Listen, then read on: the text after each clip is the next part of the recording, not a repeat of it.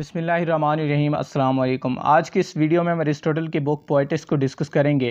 First of all हम Aristotle की life और वर्क को देखेंगे, उनकी बायोग्राफी को डिस्कस करेंगे। सेकंड हम पोएटिक्स का इंट्रोडक्शन देखेंगे कि अरिस्टोटल ने पोएटिक्स क्यों लिखी थी, कब लिखी थी और कितने चैप्टर्स में पोएटिक्स को डिवाइड किया है। और थर्ड हम डिस्कस करेंगे 5 चैप्टर्स की समरी और एनालिसिस। इन 5 चैप्टर्स में अरिस्टोटल ने इंपॉर्टेंट इमिटेशन का जो कॉन्सेप्ट दिया है उसको अच्छे तरीके से कवर करने की कोशिश करेंगे। फर्स्ट ऑफ़ ऑल अगर हम बात करें अरिस्टोटल की लाइफ और वर्क की, अरिस्टोटल जो है ये 384 में ग्रीस के एक सिटी स्टेट स्टैगेरा में पैदा हुए थे और 322 में इनकी डेथ हुई थी। ऑलमोस्ट इनकी 62 ईयर्स एज बनती है। इनके फादर का नाम निकोमैकस था जो कि एक रॉयल फिजिशियन थे। उस वक्त के जो किंग थे मैसिडोनिया के एमेंथस सेकंड, उसके पास ये रॉयल फिजिशियन थे। इट मीन्स कि अरिस्टोटल का ताल्लुक जो है वो एलीट क्लास से था। इन्होंने एथेंस में प्लेटो की एकेडमी ज्वाइन की और प्लेटो के अंडर ही इन्होंने 20 ईयर्स एजुकेशन हासिल की। प्लेटो जो है ये ग्रीक फिलोसोफर हैं, ग्रेट फिलोसोफर हैं। इवन प्लेटोनिक डायलॉग का मेथड सेट करने वाले प्लेटो हैं। अरिस्टोटल ने 20 ईयर्स प्लेटो की एकेडमी में जो है वो गुजारे। कुछ साल इन्होंने पढ़ा और फिर इन्होंने वहाँ लेक्चर्स डिलीवर करना भी स्टार्ट किए और फिर प्लेटो की डेथ के बाद जो है ये एथेंस छोड़ देते हैं और इन्हें अलेक्जेंडर द ग्रेट के जो वालिद थे फिलिप सेकंड, उन्होंने हायर किया था अलेक्जेंडर द ग्रेट, जो उस वक्त उनकी एज जो है 13 ईयर थी, उनको पढ़ाने के लिए। अलेक्जेंडर द ग्रेट इनको वर्ल्ड कन्करर भी कहा जाता है कि इन्होंने पूरी दुनिया को फतह किया था। तो अरिस्टोटल ने इन्हें पॉलिटिकल साइंस और लिटरेचर पढ़ाया था, इसलिए प्लेटो जो है वो अरिस्टोटल के टीचर हैं और अलेक्जेंडर द ग्रेट के टीचर हैं अरिस्टोटल। अलेक्जेंडर द ग्रेट के किंग बनने के बाद जो है ये एथेंस वापस आ गए। एथेंस ये छोड़ कर गए थे प्लेटो की डेथ पर, तो ये वापस आया और इन्होंने अपना ही एक स्कूल लाइसियम के नाम से सेट किया जिसे पैरापेटेटिक स्कूल कहा जाता है। ऐसा स्कूल जिसमें वॉकिंग होती है और साथ डिस्कशन होती है, क्योंकि अरिस्टोटल अमूमन जब चलते थे तो वॉक के साथ साथ जो है वो डिस्कस करते थे अपने स्टूडेंट्स के साथ।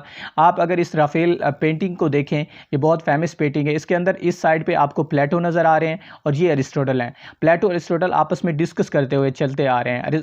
प्लेटो जो है उनका हैंड ऊपर है, ये कह रहे हैं रियलिटी जो है हेवन में एग्जिस्ट करती है, लेकिन अरिस्टोटल जो है उनका हाथ ज़मीन के ऊपर है, वो कहते हैं कि रियलिटी इसी अर्थ के ऊपर एग्जिस्ट करती है। अगर अरिस्टोटल के इंपॉर्टेंट वर्क्स देखें तो इन्होंने 200+ वर्क्स लिखे, जिसमें से बहुत कम सर्वाइव कर पाए, बाकी जो है वो गुम हो गए। पॉलिटिक्स है इस इंपॉर्टेंट वर्क में, निकोमैकियन एथिक्स है, पोएटिक्स है, इसके अलावा मेटाफिजिक्स है, डी एनिमा है, और भी बहुत से वर्क हैं, क्योंकि इन्होंने हर फील्ड के अंदर काम किया। लॉजिक के अंदर, जूलॉजी के अंदर, एस्ट्रोनॉमी के अंदर, हर फील्ड के अंदर अरिस्टोटल जो है वो एज ए फादर कंसीडर किए जाते हैं। और अरब में इन्हें फर्स्ट टीचर पहले मास्टर कहा जाता है। अरिस्टोटल जब एथेंस वापस आए, अपना स्कूल लीसियम सेट किया, तो इसी दौरान ही उन्होंने अपने मेजर वर्क्स लिखे। पोएटिक्स भी इसी दौरान उन्होंने लिखा 335 BCE में। ये जो है उस वक्त अरिस्टोटल की एज 49 ईयर्स थी जब उन्होंने ये वर्क लिखा, क्योंकि उस वक्त के जितने भी इंपॉर्टेंट पोइट थे, होमर थे, इलियड थे, उन सबको अच्छे तरीके से जो है स्टडी करने के बाद अरिस्टोटल ने पोएटिक्स लिखी थी, क्योंकि ये लिटरेरी क्रिटिसिज्म का फर्स्ट फिलोसॉफिकल ट्रीटाइज माना जाता है। लिटरेरी क्रिटिसिज्म का आगाज़ ही अरिस्टोटल के पोएटिक्स से होता है। और उसके बाद पोएटिक्स को उन्होंने 26 चैप्टर्स में डिवाइड किया गया। बहुत छोटे छोटे चैप्टर हैं, 1 पेज के जो है ऑलमोस्ट चैप्टर्स हैं, लेकिन बहुत कम्प्रीहेंसिव हैं। एक सिंगल डेफिनेशन को आप फर्दर एक बुक में इलाबोरेट कर सकते हैं। इसलिए पोएटिक्स जो है वैसे तो बहुत शार्ट है, 26 चैप्टर्स और 40 पेजेस बनते हैं, लेकिन इसको जो है फर्दर इलाबोरेट करने के लिए बहुत सी बुक्स लिखी जा चुकी हैं। बहुत लंबे अरसे के लिए वेस्टर्न वर्ल्ड के लिए पोएटिक्स गुम हो गई थी, क्योंकि पोएटिक्स उन्हें नहीं मिल रही थी। बिकॉज पोएटिक्स जो है उन्हें दोबारा मिली मिडल एजेस में, रेनेसां के दौरान जो है अरेबिक वर्जन से, इब्न रश्द के लिखे हुए अरेबिक वर्जन से इसे लैटिन में ट्रांसलेट किया गया और फिर लैटिन वर्जन से इसे इंग्लिश में ट्रांसलेट किया गया। तो वेस्टर्न वर्ल्ड को मुस्लिम वर्ल्ड से जो है ये कंट्रीब्यूशन मिला है कि उन्होंने पोएटिक्स को जो है वापस रिकवर किया है मुस्लिम वर्ल्ड से। इसके बाद पोएटिक्स को 6 पार्ट्स में डिवाइड किया जाता है। पहले 5 चैप्टर्स के अंदर अरिस्टोटल जो है वो पोइट्री को क्लासीफाई करते हैं कि पोइट्री की कौन सी डिफरेंट काइंड्स हैं। कॉमेडी है, एपिक है, ट्रेजेडी है, डायथ्रम्पिक पोइट्री है। उन्होंने 3 टाइप्स बताए थे, कॉमेडी, एपिक और ट्रेजेडी। उसके साथ ही इमिटेशन का कॉन्सेप्ट देते हैं। चैप्टर नंबर 6 से 19 तक लॉन्ग टर्म में वो ट्रेजेडी को डिस्कस करते हैं। इस बुक के अंदर अरिस्टोटल ने सबसे ज़्यादा ट्रेजेडी को ही डिस्कस किया है। और उसके बाद चैप्टर 20 से 22 तक वो डिक्शन के ऊपर बात करते हैं, कैसे वर्ड्स होने चाहिए, स्टाइल कैसा होना चाहिए, वोकैबुलरी कैसी होनी चाहिए। और चैप्टर 23 में वो नैरेटिव पोइट्री एपिक और ट्रेजेडी के दरमियान डिफरेंस बताते हैं कि नैरेटिव पोइट्री जो है वो नरेट करती है, कहानी को बयान किया जाता है, और ट्रेजेडी जो है ये एक्चुअली परफॉर्म करके दिखाई जाती है। और इसमें जो है वो फर्दर 24 और 26 चैप्टर में एपिक और ट्रेजेडी को कंपेयर करते हैं और 25 चैप्टर्स के अंदर जो है वो क्रिटिक्स का रिप्लाई देते हैं जो पोइट्री को कंडेम करते हैं, जैसे प्लेटो थे। चैप्टर्स में सबसे इंपॉर्टेंट जो है वो इमिटेशन का कंसेप्ट है फर्स्ट चैप्टर के अंदर, फिर ऑब्जेक्ट ऑफ इमिटेशन पे बात करते हैं अरिस्टोटल, फिर मैनर ऑफ इमिटेशन पे, डेवलपमेंट ऑफ पोइट्री पे और राइज ऑफ कॉमेडी पे। सबसे पहले उनका इंपॉर्टेंट है इमिटेशन का कॉन्सेप्ट। इमिटेशन का जो वर्ड ये सबसे पहले प्लेटो ने यूज़ किया था। It was not Aristotle, it was Plato who coined the term imitation. Imitation की ग्रीक ट्रांसलेशन बनती है मेमेसिस। मेमेसिस का मतलब होता है कॉपी करना या फिर मिमिक्री करना, किसी चीज़ को देखकर दूसरी नकल तैयार करना। जो प्लेटो थे वो कहते थे कि पोइट्री और जितनी भी आर्ट्स हैं ये इमिटेटिव है, ये कॉपी करती हैं और लोगों को रियलिटी से दूर लेकर जाती हैं। उन्होंने कहा था poetry twice remove from reality है। इसलिए आइडियल रिपब्लिक के अंदर पोइट जो है ये लायर है, इसकी कोई जगह नहीं, इसको एक्सपेल कर देना चाहिए।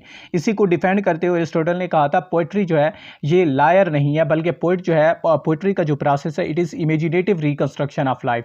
पोइट जो है अपनी इमेजिनेशन के थ्रू कॉपी तो करता है लेकिन कोई और चीज़ भी क्रिएट करता है, मटेरियल को सेट करता है, ड्रा करता है, उसको एक तरतीब के साथ पेश करता है, इन ऑर्डर चीज़ों को ऑर्डर में लाता है। इसलिए पोइट जो है मेकर है, इमिटेटर नहीं है। इसके साथ ही उन्होंने कहा imitation is the objective representation of life in literature. Poet जो है वो ऑब्जेक्टिवली खुद अपनी इमेजिनेशन से लाइफ को दोबारा रिप्रेजेंट करता है, दोबारा ब्यूटिफाई करके दिखाता है। इसलिए ये objective representation of life, I mean life को ही दोबारा दिखाया जा रहा है, इसलिए ये रियलिटी के करीब लाती है, लोगों को दूर नहीं लेकर जाती। इसके साथ ही उन्होंने बहुत इंपॉर्टेंट बात की, it is natural for human being to imitate. इंसान जो है एज ह्यूमन बीइंग ये उसकी इंस्टिंक्ट में शामिल है, उसकी जबिलत में शामिल है कॉपी करना, इमिटेट करना। उन्होंने एग्जाम्पल दी थी कि जब हम छोटे होते हैं तो हम वॉक करना सीखते हैं, बोलना सीखते हैं इमिटेशन के थ्रू, कॉपी के थ्रू। हम दूसरों को कॉपी करके ही चलना सीखते हैं। इसलिए उन्होंने कहा इमिटेशन इंसान के नेचर में शामिल है। Object of imitation in poetry are man in action, ये अरिस्टोटल ने कहा था। ये बहुत इंपॉर्टेंट उनकी कोट है कि object of poetic imitation, poetry के अंदर मैन इन एक्शन को डिस्कस किया जाता है। मैन इन एक्शन का मतलब है कैरेक्टर्स के एक्शन, प्रोटैगनिस्ट के एक्शन। एक्शन का मतलब है उसके फिजिकल एक्शन और उसके इंटेलेक्चुअल एक्शन। जो कुछ प्रोटैगनिस्ट करता है, जो कुछ सोचता है, जो कुछ उसके साथ पेश आता है, what happens to him and what he does is actually action. इन सब एक्शंस को, सीरियस एक्शंस या लोअर एक्शन को पोइट्री के अंदर दिखाया जाता है। और एक बात याद रखिएगा कि अरिस्टोटल के वक्त ट्रेजेडी, कॉमेडी, ड्रामा जो था ये भी पोइट्री ही कंसीडर किया जाता था। उसके बाद उन्होंने कहा पोइट्री जो है सुपीरियर है हिस्ट्री से, क्योंकि हिस्ट्री वो बताती है जो कुछ हो चुका है, लेकिन पोइट्री वो बता सकती है जो हो सकता है, mean what may and ought to happen, जो कुछ हो सकता है। पोइट्री जो है वो यूनिवर्सल है, यूनिवर्सल चीज़ें बताती है, लेकिन हिस्ट्री जो है वो फैक्ट्स बताती है। हिस्ट्री जो है वो सिर्फ किसी एक इवेंट के बारे में बताती है, लेकिन पोइट्री जो है वो मल्टीप्लाइकेटिव मीनिंग होते हैं उसके अंदर। तो पोइट्री जो है ये सुपीरियर है। उसके साथ ही उन्होंने कहा जितनी भी आर्ट हैं, मोड ऑफ पोइट्री हैं, वो सारे या म्यूज़िक है वो इमिटेशन है, लेकिन वो तीन काइंड्स में एक दूसरे से डिफरेंट होते हैं। जिस तरह पहले मैंने बताया, mean kind of object represented, उसके अंदर कौन से ऑब्जेक्ट, कौन सी चीज़ों को बयान किया जा रहा है, मैनर ऑफ रिप्रेजेंटेशन किस तरीके से किया जा रहा है, और मीडियम कौन सा है। इनको अगर हम डिस्कस करें तो मीडियम का मतलब ये होता है कि कौन से टूल से जो है इमिटेट किया जा रहा है, कौन से टूल इस्तेमाल करके लाइफ को दिखाया जा रहा है। और ऑब्जेक्ट ऑफ इमिटेशन ये होता है कि किस चीज़ को जो है कॉपी किया जा रहा है, कौन सी चीज़ ऑब्जेक्ट ऑफ इमिटेशन है, वो सीरियस लोगों की लाइफ है या वो मीन लोगों की लाइफ है। और मैनर ऑफ इमिटेशन का मतलब होता है कौन सा स्टाइल एम्प्लॉय किया गया। अगर मैं एग्जांपल के साथ आपको समझाऊं तो पोइट्री के अंदर medium of imitation language, words, metre, rhyme, rhythm होते हैं, लेकिन पेंटिंग के अंदर ऑब्जेक्ट ऑफ इमिटेशन अलग, mean colour, line, shape, page को यूज़ करके जो है पेंटिंग बनाई जाती है। और म्यूज़िक के अंदर साउंड, मेलोडी, इंस्ट्रूमेंट होते हैं। तो मीडियम ऑफ इमिटेशन का मतलब आपको समझ आया होगा कौन से टूल इस्तेमाल करके आप रिप्रेजेंट करते हैं लाइफ को।